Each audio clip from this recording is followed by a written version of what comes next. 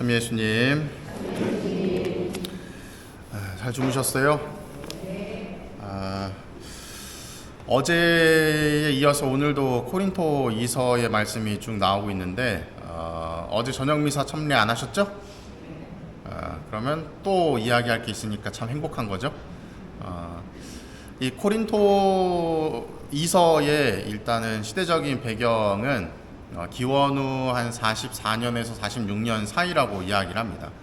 바오로 사도의 3차 선교 여행 중에 일어난 일이다 라고 이야기를 하는데, 특별히 오늘 나오는 이 코린토 지역은 이 로마의 지배하에 있었었고, 그리고 항구 도시였기 때문에 사람들의 왕래가 굉장히 많았었던 곳. 그러다 보니 항구 도시이다 보니 당연히 이제 이러저러한 물자들과 물건들이 왔다 갔다 하면서 경제적인 이득을 취하는 사람들도 많이 있었겠죠. 그리고 또 한편으로는 항상 그 지역에 머물러 있는 사람들이 아니라 계속 왔다가 잠시 머물렀다가 떠나가는 사람들이었기 때문에 전반적으로 어떤 뭐랄까요, 윤리의식이나 아니면 어떤 다양한 어떤 사회적 규범이나 이런 부분들이 잘 지켜지지 않았고, 특별히 이런 어떤 성문화가 굉장히 문란했었던 그런 지역이다라고 이야기를 합니다. 왜냐하면 그냥 잠깐 왔다가 배에 대어놨다가 휙 가버리면 끝이니까. 그러한 곳인데, 이 바오로 사도가 다양한 지역들의 선교를 했었는데 그 중에서도 이 코린토 지역은 조금은 더 부유했었던 그런 지역이다라는 것을 기억해 주시면 좋겠습니다. 그리고 이때에는 이 예루살렘 지역에 굉장히 좀 큰 기근이 있었나 봐요. 그래서 사람들이 좀 먹고 살기가 힘든 상황이었다라고 이야기를 합니다.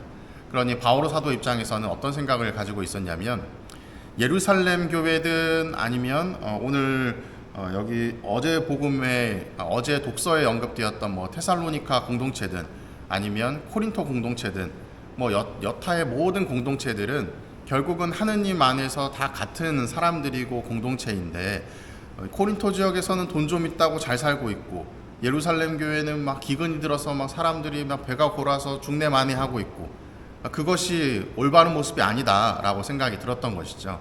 그래서 자신이 선교했었던 지역을 쭉 돌면서 예루살렘 교회 공동체를 위한 기금 활동을 펼치게 됩니다. 그래서 이 코린토 지역에서도 처음에는 열의를 가지고서 기금 활동에 잘 참여를 했는데, 시간이 좀 지나다 보니까 그 열의가 점차 사그라들기 시작을 하는 거죠. 그래서 이 바오로 사도가 다시 한번 이제 이 코린토 공동체에 방문을 해서 이야기를 하는 겁니다. 저 옆에 보면 테살로니카나 필리피나 베로이아나 이런 데는 가난한 중에서도 공동체 자체가 궁핍한 중에서도 나눔을 실천하려고 자선을 베풀려고 하는데, 코린토 공동체 너네들은 돈도 좀 있고 방구도 좀 끼는 공동체면서 왜 이렇게 좀 인색하냐? 우리 공동체만 잘 살아서야 하느님의 뜻을 실천하는 신앙인이라고 할 수 있겠느냐? 저 옆에 봐라. 우리 똑같이 하느님을 믿고 그리스도를 따르는 공동체는 저렇게 힘들어하는데 우리가 함께 좀 도와줘야 되지 않겠냐 하는 취지로 나오는 내용이 이제 어제와 오늘의 이 독서 내용이다라고 볼 수가 있습니다. 그리고 오늘 복음 내용을 보면 마태오 복음의 내용이 나오는데, 간단하게 이야기하면 이것이죠. 자선과 기도와 단식의 올바른 방향에 관해서 설명을 해주고 있습니다. 자선과 기도와 단식이라 함은 유다인들의 삶에 있어서 가장 중요한 부분이었습니다. 그 행동을 통해서 하느님께 찬양을 드리고 기도를 하는 방법이다 라고 했기 때문에. 그런데 이제 올바르게 자선과 기도와 단식을 행해야 된다.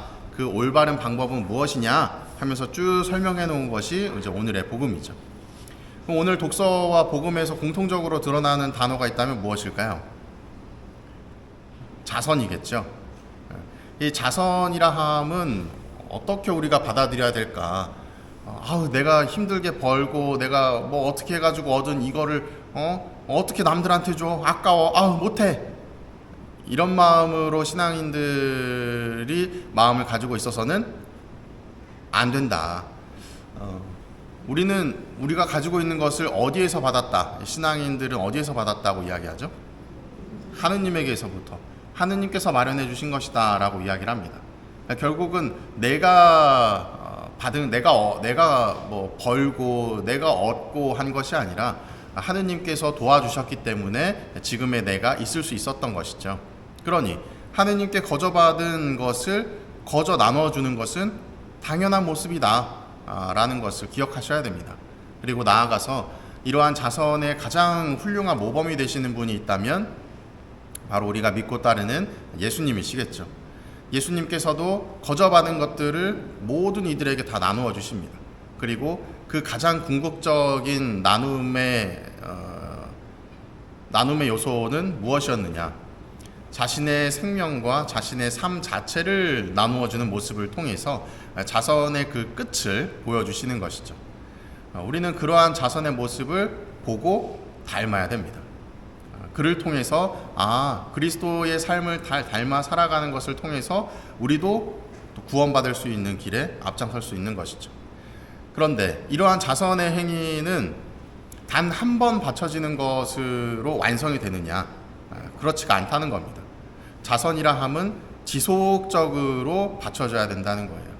그리고 그 지속적으로 바쳐지는 과정 가운데에서 내가 조금씩 변화하는 것이지 한 번 뭐 크게 뭔가를 했다 혹은 큰 마음으로 뭔가 했다고 해서 내가 어느 한순간에 바뀐다는 것은 아닙니다. 그러니까 행위를 통해서 결과가 바로 드러나는 것이 아니라 그 행위를 통해서 점차적으로 나라고 하는 사람이 변화되어 나가는 것이다 라는 것이죠. 그리고 이러한 변화는 나 자신의 완성을 꾀하기 위해서만 하는 것은 또한 아니라는 겁니다. 이 행위를 통해서 우리는 나 자신이 아니라 바로 우리 교회 공동체를 변화시키는 데에 일조해야 된다는 것입니다. 나 혼자만 구원받아서는 아무런 의미가 없겠죠. 나뿐만 아니라 내가 사랑하는 주변 사람들도 함께 구원받을 수 있도록 노력하는 삶, 그것이 진정한 의미의 자선을 베푸는 삶이다 라고 볼 수가 있는 것입니다. 그러니 내가 많이 가지든 적게 가지든 나의 어떤 환경적인 것이 중요한 것이 아니라 나눔 자체를 실천하려고 하는 것, 그리고 실제로 실천하는 것, 그리고 그 실천의 횟수가 뭐 한 번, 두 번으로 끝나는 것이 아니라 삶 속에서 주기적으로 지속적으로 이어질 수 있도록 하는 것, 그것이 나를 변화시키고 공동체를 변화시키는 행위다 라고 볼 수 있는 것이죠. 이 자선이라 하면 뭐 가장 쉬운 것은 결국 돈이겠죠. 하지만 돈뿐만이 있는 것이 아닙니다. 돈만 나누는 것이 아니라 제가 늘 말씀드렸던 것처럼 나의 어떤 감정을 나눌 수도 있고 위로를 전해주는 말을 할 수도 있고 혹은 누군가가 뭐 이야기하고 싶을 때 들어줄 수도 있는 것이고 나의 시간을 봉헌하는 것이죠. 시간을 나눠주는 것이죠.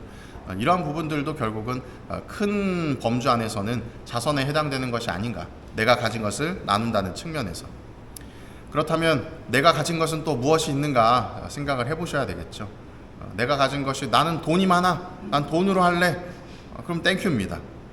그러면 성당 일단 큰 금액부터 좀 내주시면 너무나 감사할 텐데 여튼 뭐 돈이 아니다 하더라도 나는 남들보다 조금 더 뭐 웃음이 이뻐 그것만으로도 주변 사람들 만나면서 웃어주고 그 긍정적인 에너지를 나누는 것 혹은 뭐 나는 누군가의 뭐 상담을 잘해줘 하면 들어주기도 하고 혹은 내가 일손이 좀 필요한데 나는 힘이 좀 세서 저거 할 수 있어 하면 또 힘을 나눌 수도 있는 것이고 내가 할 수 있는 자선의 이 나눔의 그 행위는 굉장히 다양할 것입니다. 내가 가진 것들이 무엇이 있는가, 내가 나눌 수 있는 것들은 무엇이 있는가를 먼저 파악하는 것이 바로 이 자선을 시작하는 데 있어서 첫걸음이 아닐까 생각됩니다. 그러니 나를 먼저 돌아보시고 또 나눌 수 있는 것들은 지속적으로 나누시고 또 그를 통해서 공동체를 변화시켜 나갈 수 있는 하느님 안에서 우리가 모두 다 한 가족임을 잊지 않도록 노력하시면 좋겠습니다. 사랑합니다.